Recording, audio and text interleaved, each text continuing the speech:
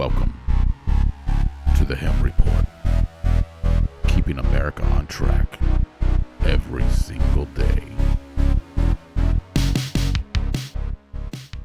Thank you for tuning in to another episode of the Hem Report. Today is October 14th, 2015. My name is Raphael Hem. On today's program, an AP fact check of Clinton and Sanders and how they revise history in the Democratic debate. Well, folks, let's jump right into the show and start out with Hillary Clinton and how she revised history during the Democratic debate. Clinton stated that she's not a flip-flopper on the trade deal she promoted so vigorously as Secretary of State, but then turned against it as a presidential candidate. Ms. Clinton has a history of flip-flopping through issues, and depending on what the polls say. Let's start out and see what she said here. She said, Clinton on the Trans-Pacific Partnership. I did say I hoped it would be the gold standard of trade agreement. The facts, Ms. Clinton did not say anything about a mere hope in her speeches around the world in support of the trade deal. She roundly endorsed a deal that was taking shape at the moment. Another fact, in a speech in 2012 in Australia, Ms. Clinton declared that the Trans-Pacific deal set the gold standard in trade agreement, a sentiment she echoed in many venues and speeches she gave on the trade deal. You be the judge. Let's continue on to Ms. Clinton's email practices, or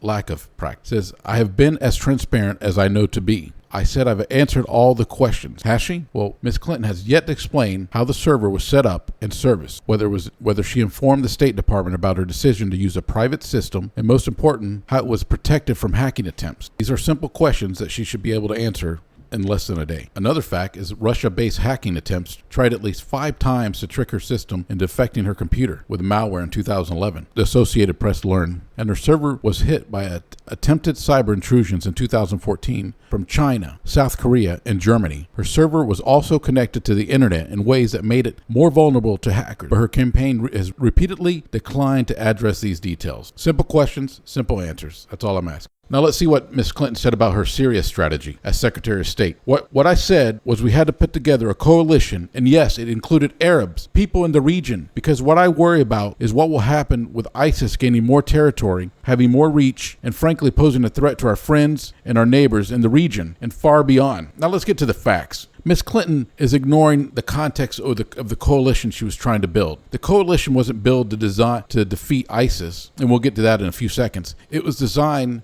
to push President Bashar Assad from power, not target the Islamic State that did not exist at the time. That's correct. ISIS, ISIL, whatever you want to call it, did not exist at that time. Other groups like Al-Qaeda and other extremist groups did exist and were gaining ground in Syria. I'll give her credit. She did spearhead meetings with the U.S. and various Arab and European countries that were growing frustrated with the Syrian conflict with no resolve. So she did do that. She did do her diplomatic duty as Secretary of State. But she did not, during those meetings, they didn't even come up with a war plan to be able to fight the extremist groups that were in the region. So if you're just going to get together with a whole bunch of countries and diplomats and talk about it, you're not going to resolve the problem because these guys are killing people. They're not about to sit down and talk with anybody. I'm just saying we need real leaders in America. We need people who are going to stand up and put America back on track. And that's what I'm waiting for. I need to see somebody on that stage who's going to represent America and Americans.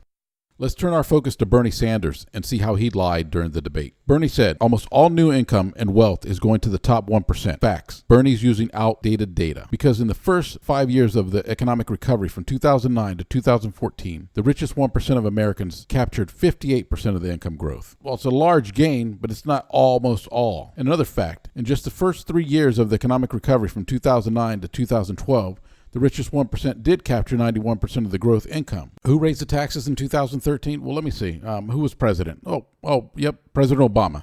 So if anybody can use common sense, they could see that if you raise the taxes, wages will go down. If you lower taxes, wages will go up. So why not lower income tax and corporate tax and make America competitive again? Because I'm getting sick and tired of the left demonizing those who do well and those who have money. Here's a point that just drives me insane. Liberals are always fighting for the bare minimum. Bernie says he wants to raise the minimum wage to $15 an hour. I understand a few workers will benefit and get a pay raise, but if I were an employer, I would automate because it's cheaper for me to get a computer to do the job. They're never late, they're always there, they're dependable, and it's cheaper. So why would you keep fighting for this minimum wage increase when you know in the future or in the long run, it's going to cut jobs? Stop fighting for the minimum. Fight for better jobs, better quality jobs, a better economy. Stop keeping the people under your thumb, liberals. Here's another fact or point that both Bernie and Hillary Clinton brought up. They want to have tuition-free college. They say free, but someone's going to pay for it. Do they not understand that nothing is free? It's free for the students, but someone has to pay for it. That's more taxes for the taxpayers and takes money away from parents and students. In Sanders' plan alone, tuition would cost the taxpayer $70 billion